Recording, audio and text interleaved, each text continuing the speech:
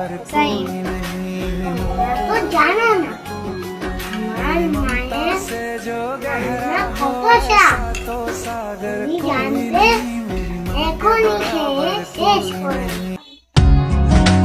रात रात तारा कोई चांद ऐसे तारा कोई गिरे तो उठा लेना और सुनी और तारा चमकीला होगा चांद शर्मीला होगा नथ में लगा लेना जरा सी सावरी है वो।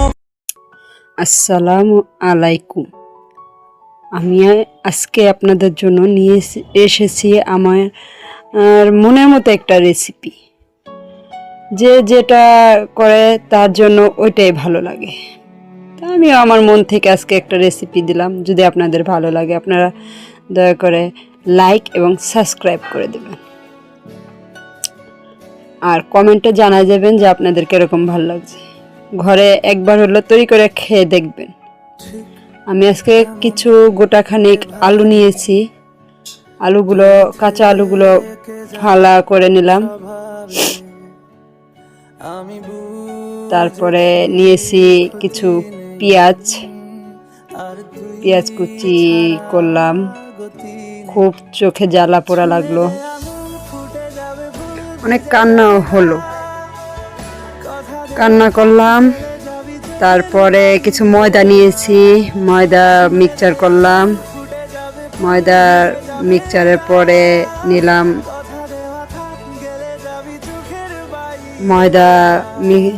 আমি কিছু আটা নিয়েছি। আপনারা চাইলে ময়দাও নিতে পারেন, চালের গুঁড়াও নিতে পারেন। আমার আটাটা ছিল তো তাই আমি আটাই নিয়েছি। আটা দিয়ে আজকে আপনাদেরকে দেখাবো একটা সামান্য ঘরোয়া রেসিপি। আপনারা দেখতে থাকেন, আমিও তৈরি করতে থাকি। আটার মধ্যে একটু সয়াবিন তেলও মিক্সড করছি। সয়াবিন তেল মিক্সড করার পরে এখন এই যে পানিটা মিক্সড করতেছি। দেখেন স্বাদ মতো পরিমাণ মতো লবণ মিক্সড করা হয়েছে। এটার মধ্যে কিছু কালিজিরা মিক্সড করছি। কালিজিরাটা দিলে অনেক সময় ভালো লাগে, মচমচে করে যখন মুখে পড়ে তখন ভালোই লাগে আমার কাছে, তাই আমি আর কি কালিজিরাটা মিক্সড করছি। তারপর আটাটা মেখে নিতেছি। আমি একটা আটা দিয়ে হালকা কুসুম গরম পানি দিয়ে আটাটা আর কি মিক্সড করতেছি।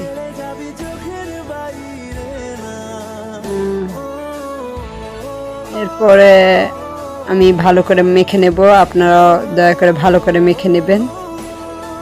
এর মধ্যে পরে আস্তে আস্তে করে সব কিছু মিক্সড করে দিবেন।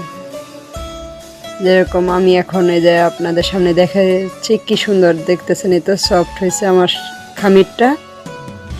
আমি এর উপরে একটু তেল মেখে নিলাম। আমার খামিরের উপরে আমি একটু তেল দিয়ে দিলাম। এখন আমি দুটা রুটির মতো আর কি, 2 রুটি বানাবো তো ওই 2টা রুটির মতো একটা খামির তৈরি করছি। আপনারা যতটুকু আপনাদের প্রয়োজন ততটুকুই করবেন। আমি 2টা রুটির জন্য খামিরটা তৈরি করলাম। এখন আমি চলে যাব, 5 মিনিট রাখবো। 5 মিনিট রাখার পরে এখন আমি এই যে দেখতেছেন আলুটা যে ফালটা করছিলাম, ওই আলুটা সেদ্ধ হয়েছে, গরম তো ওইটা মাখতে একটু হইতেছে সমস্যা। এখন আমি ওইটা ভর্তার মতো বানাই নিতেছি, নরম বানাইতেছি।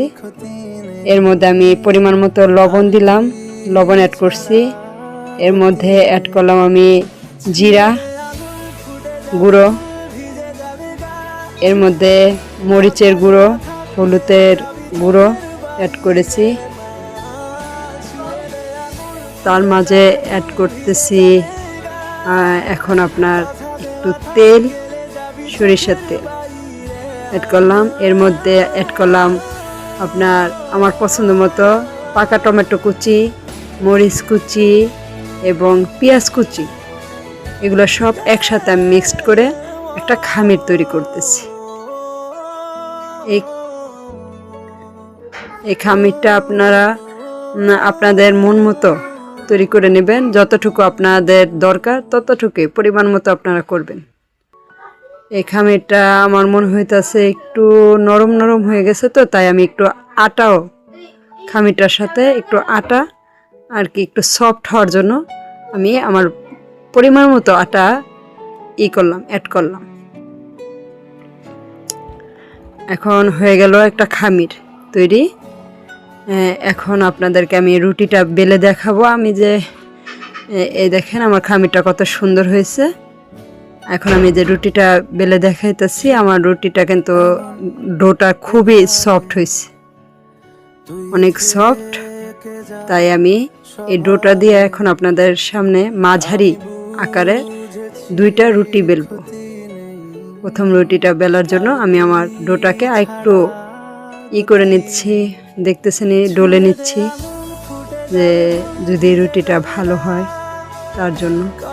পাশাপাশি বলতেছি আপনাদের মন মতো যতটুকু আপনাদের প্রয়োজন আর ঘরে যা কিছু আছে তা দিয়ে মনে যদি করেন আমি নিজের ইচ্ছা মতো কিছু করব, আপনি করতে পারেন। নিজের মন থেকে যেটাই করে ওইটাই মাশাআল্লাহ ভালো হয়। অন্যেরটা দেখে করার থেকে নিজে করলেই বেটার। তারপরেও দেখা যেতেছে যে আপনি কিছু পারতেছেন না, অন্যটা দেখে করলে যে মুখরুচি হবে, তবে আপনি মুখরুচিভাবে করতে পারেন। আমি চেষ্টা করি সবসময়, আমার 2টা বাচ্চা আছে, আমার 2টা বাচ্চাকে আমার পছন্দ মতো যখন যেটা মনে আসে আমি তখনই ওইটা বানানোর চেষ্টা করি এবং বাচ্চা 2টাকে আমি খাওয়ানোর চেষ্টা করি। এই যে দেখতেছেন আপনাদের সাথে কথা বলতে বলতে আমার রুটিটা তৈরি হয়ে গেছে। এখন আমি এই যে চিলি সস দিছি, চিলি সসটা ভালো করে খামিরে রুটিটার মধ্যে মাখায়া এখন খামিরটা এই যে হাতে ডলে ডলে আমি সুন্দর করে মিক্সড করে দিচ্ছি। এই খামিরটা মিক্সড করার পরে এখন আমি দ্বিতীয় রুটিটা এটার উপরে দিয়ে পরে দেখতেছেন যে 2 কোণা আমি মিলে দিচ্ছি চারদিক দিয়ে আঙুল দিয়ে টিপে টিপে। এরপরে এই রুটিটা আমি আমার মনের মতো একটা ডিজাইন দিচ্ছি, শেপ দিচ্ছি। আপনারা আপনাদের মনের মতো শেপ দিবেন। দিয়ে আমি দেখতেই পাচ্ছেন কিভাবে আমি আমার শেপটা দিলাম। এরপরে আমি এটা আপনাদের যেটা এখন আর কি ভাষা বের হয়েছে পিৎজা। আগে তো পিৎজা ছিল না, আগের মুরব্বীদের এই দেখেন পিৎজা কাটিং দিচ্ছি। পিৎজা কাটিং দেওয়া আমার শেষ। 2টা ডিম নিলাম, 2টা ডিম প্রথমটা ভাঙলাম, এরপরে দ্বিতীয় ডিমটাও আমার ছেলে বলার পরে নিয়ে আসলো, ফ্রিজ থেকে নিয়ে আসতেছে। এখন ওই দ্বিতীয় ডিমটাও দেব। দ্বিতীয় ডিমটা দিলাম। এই যে আমার ছেলে কখন তৈরি করব সেই আশা আছে, কখন সে খাবে তারা ফুরাচ্ছেই না। মনে হচ্ছে যে হয়তো এখনই যদি দিয়ে দিতে পারতাম ভাজা ছাড়া, তাহলে হয়তো তার কাছে খুব টেস্ট লাগতো। আর আমি যখন যেটাই তৈরি করি আমার ছেলে মেয়ে আবার চেটেপুটে খেয়ে ফেলে। আমি একটু চোখের আড়াল হলে তারা চুরি করাও শুরু করে দেয়। এটা কিছু করার না, এটা বাচ্চা থাকলে ঘরের ভিতর করবে, আর আমি তৈরি করি তাদের জন্য। এখন বললাম যে বাবা তুমি একটু পরে খাও। তা এখন আমি এই দেখেন ডিমের পেস্টটার মধ্যে ভিজে আমি এটা ডুবা তেলে ভেজে নিচ্ছি। আপনারা চাইলে ডুবা তেল ছাড়াও আপনারা কড়াইয়ে অল্প একটু তেল দিয়ে ভাজতে পারেন। আমি এটা ভাজছি, বাদামি কালার করতে চাইতেছি। বাদামি কালারের মতো করে পরে আমি এটা উঠাবো। এবং আমার সবসময় ভালো লাগে কি যে নিজের মন মতো নিজে কিছু করি, এবং আমার বাচ্চারা যখন আমাকে আপনার সাপোর্ট করে তখন আমার আরও বেশি ভালো লাগে। যে আমার বাচ্চারা যখন বলে আম্মু তোমার খাবারটা খুবই মজা হয়েছে, চমৎকার হয়েছে, তখন আমার কাছে আরও বেশি ভালো লাগে। অন্যের বলার কথাটা আমার কাছে তেমন একটা লাগে না, কিন্তু আমার বাচ্চাদের কথায় আমার খুবই আনন্দ লাগে। আমার বাচ্চা এবং আমার হাজব্যান্ড যখন খেয়ে তারা প্রশংসা করে যে হ্যাঁ এটা তোমার ভালো হয়েছে, তখন আমার কাছে অনেক অনেক ভালো লাগে। এটা আপনাদেরকে আমি আমার ভাষায় বুঝিয়ে পারবো না। এই দেখতেছেনই আমি বাদামি কালার করে পরে তুলতেছি এবং আমি আমার মন মতো এই যে দেখেন সাজিয়ে ফেলেছি। ধন্যবাদ, থ্যাংক ইউ।